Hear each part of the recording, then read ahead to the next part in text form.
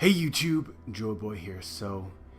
Man, before we get into this video, I just want to say Whole Cake Island might just be one of the greatest arcs in the history of One Piece as far as the way that it looks like it's about to shape up. This is the kind of shit that I like, guys. It is so good, it is so unpredictable, there's so many facets, you can't trust anything that you see at any given moment. It's just fucking awesome. But anyway, guys, there has been a lot of talk about Pudding after this last chapter of One Piece.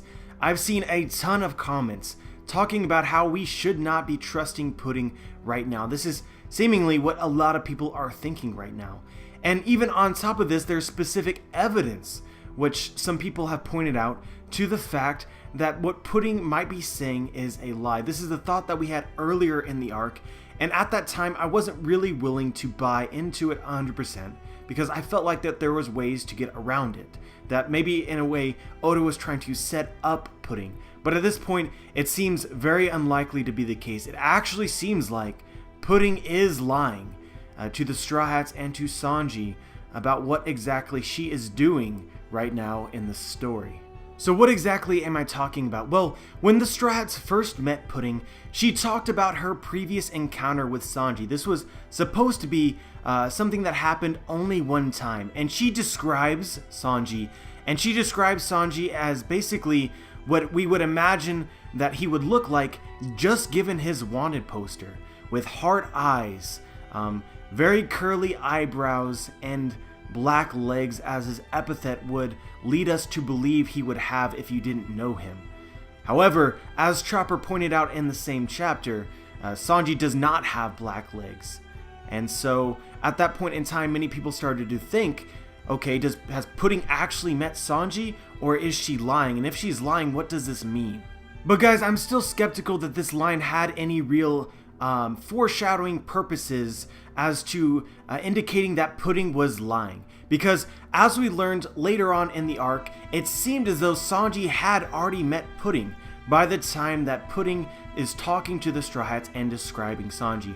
Additionally, while his epithet might indicate that he has black legs, and this really just refers to his black pants, if he didn't take off his pants, you wouldn't know that his legs underneath weren't black. So that could be some sort of justification for whether or not Pudding isn't sure whether his legs are actually black or not.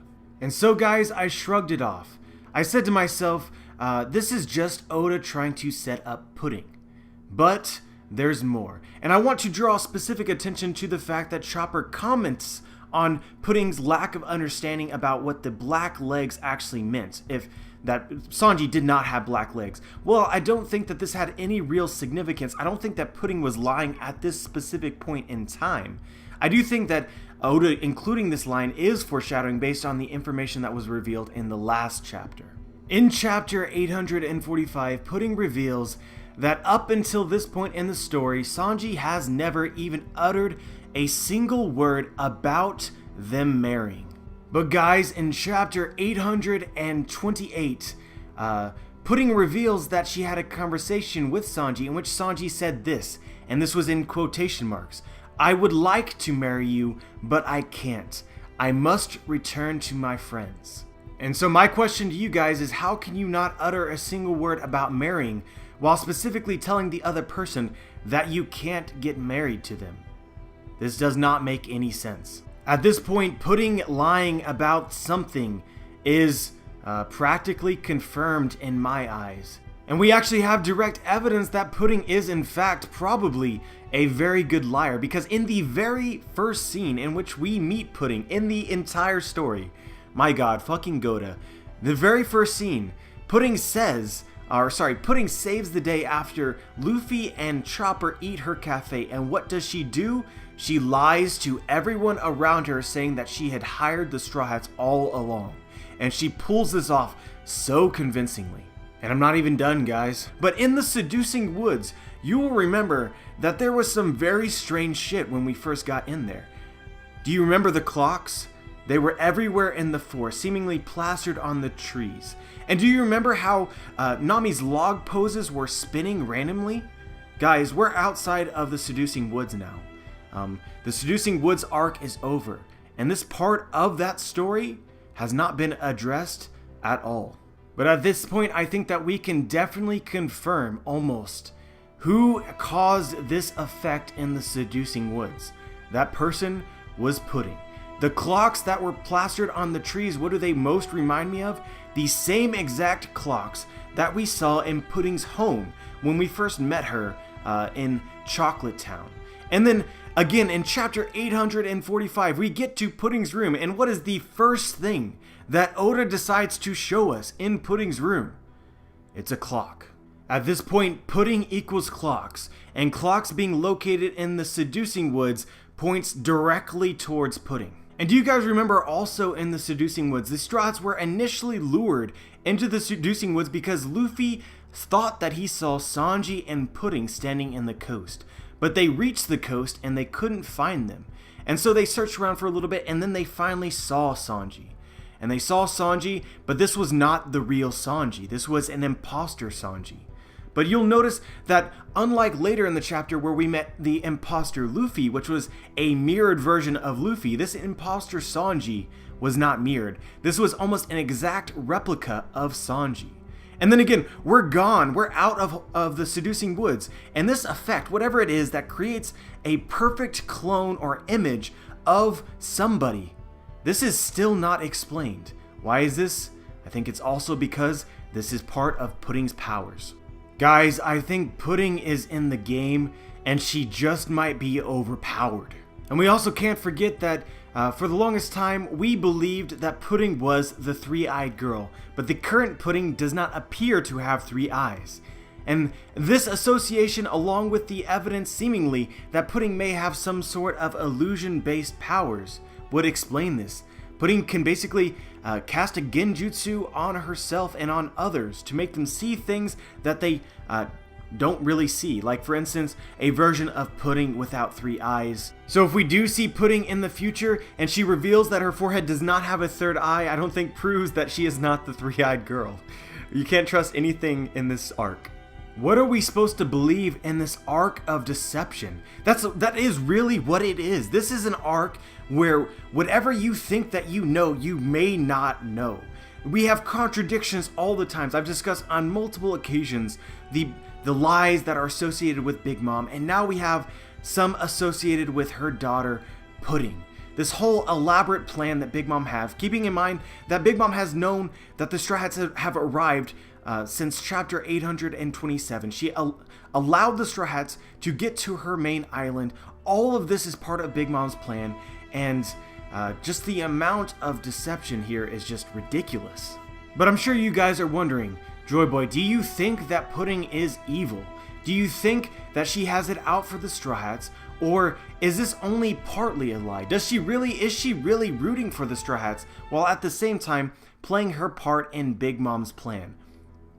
That is actually what I think. I don't think that Pudding is straight up evil. I don't think that Big Mom is straight up evil. I think this whole entire thing is a huge elaborate plan to test the Straw Hats. If Pudding is indeed part of Big Mom's plan since the very beginning, it's really interesting what she decides to do. She basically confirms to the Straw Hats that their journey for Sanji is the right move, and she helps them to get to Whole Cake Island, which again sort of ties into her playing a role the entire time, because it seems as though Big Mom knew that the Straw Hats would arrive on Whole Cake Island, specifically at the coast, the southwestern coast, where she planted the trap, which was the Seducing Woods. But what Pudding actually did in this scene basically was, go and find Sanji, I will help you. And I think this reiterates what I think that Big Mom's overall plan is as well, which Big Mom wants them to try and get Sanji back. And if you guys don't know what I'm talking about, why I think Big Mom wants them to, in a way, rescue Sanji, then check out pretty much any of my other Whole Cake Island theories. I've explained them in pretty much every single one. And so then we get into the Seducing Woods, and what does Big Mom do? Big Mom creates a challenge or a game or a test which she suspects that the Straw Hats may be able to overcome. That is because she only sent the bare minimum forces, and even if Pudding is involved in this whole entire thing as well, I think it's very interesting to note that Big Mom did not want Pudding to reveal her part in this at this point in time, sort of suggesting a more grandiose and overall event that Big Mom had planned for the Straw Hats.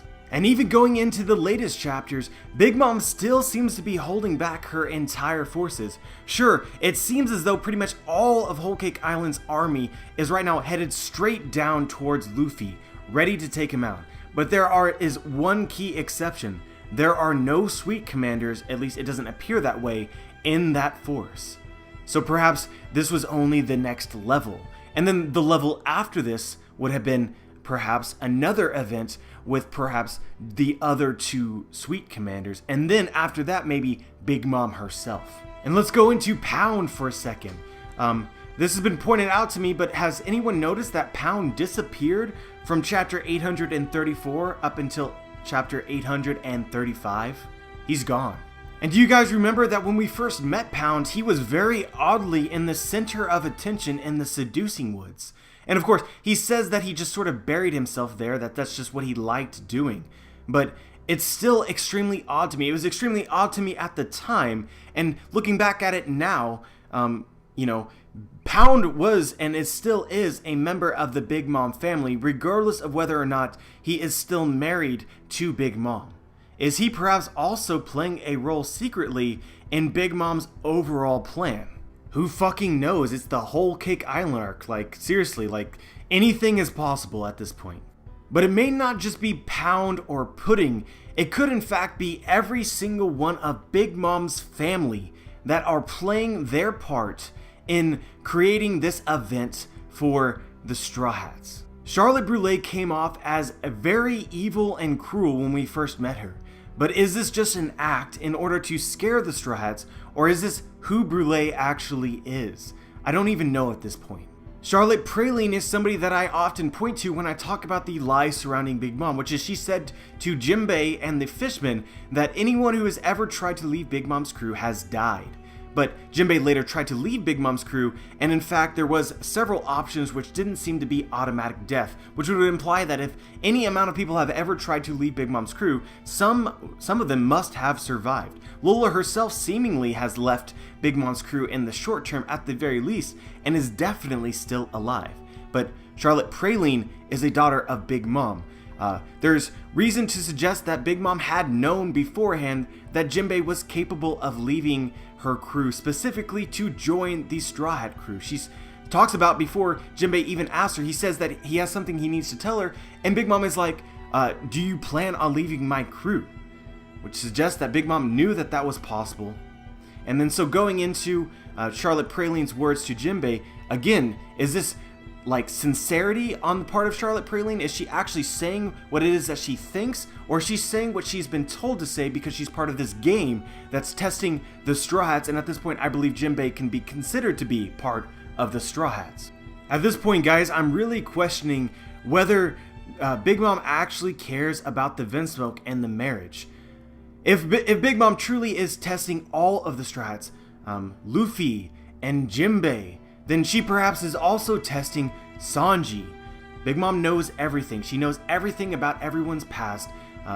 Peckham's even reveals that he knows all about Sanji's time in the Transvestite Island with Ivankov, about his time with Zeph, and certainly I think that she would know about his previous time with the Vinsmokes. Was the Vinsmokes specifically chosen because of their ties with Sanji? And was this all created just solely because of Straw Hat Luffy?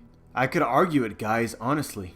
Anyways, I'm pretty much mind-fucked at this moment, so we're just going to move on. Let me know what you think about this.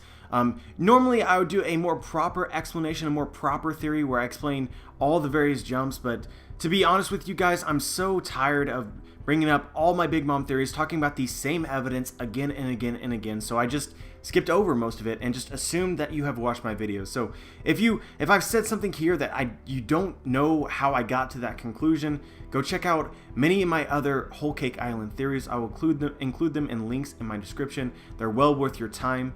But yeah, let me know what you think. Like the video if you liked the video. I'd appreciate it if you subscribed, and as always, dudes, have a wonderful day.